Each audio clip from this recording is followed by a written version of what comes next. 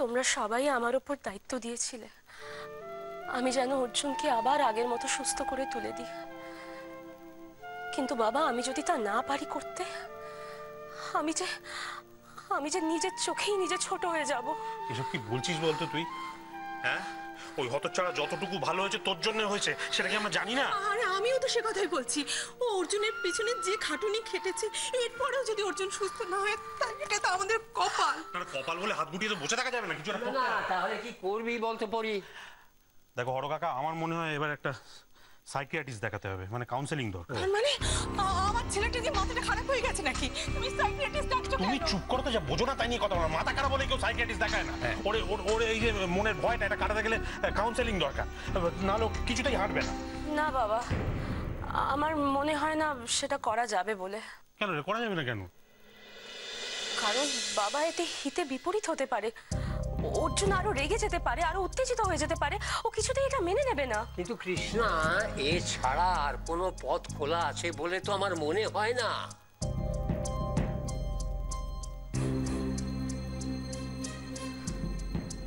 তোমরা আমাকে আর একটু সময় দাও।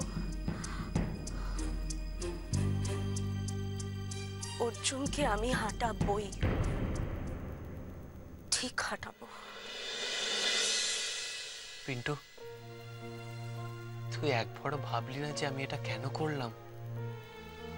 একবারও ভাবলি না যে হয়তো আমি বাধ্য হয়ে এটা করেছি? তুই কি বলতে চাইছিসটা কি?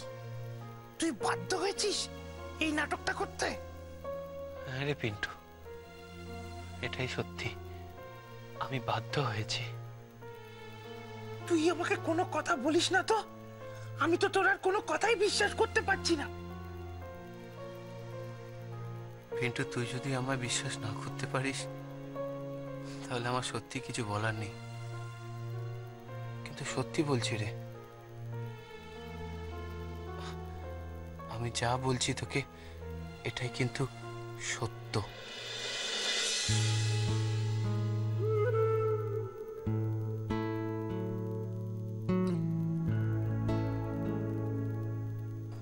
বুঝতে পারছিস না? দেখ পিন্টু, আমি যদি সবাইকে সত্যি কথাটা বলে দিতাম, সবাইকে জানিয়ে দিতাম যে আমি ভালো হয়ে গেছি, আমি আগের মতো হাঁটতে পারছি, তাহলে হ্যাঁ, সবাই খুব খুশি হতো, খুব আনন্দিত হতো। কিন্তু কিন্তু মহারানীকে যে আমি আর কাছে পেতাম না, মহারানী যে আমার সাথে আর থাকতো না। মানে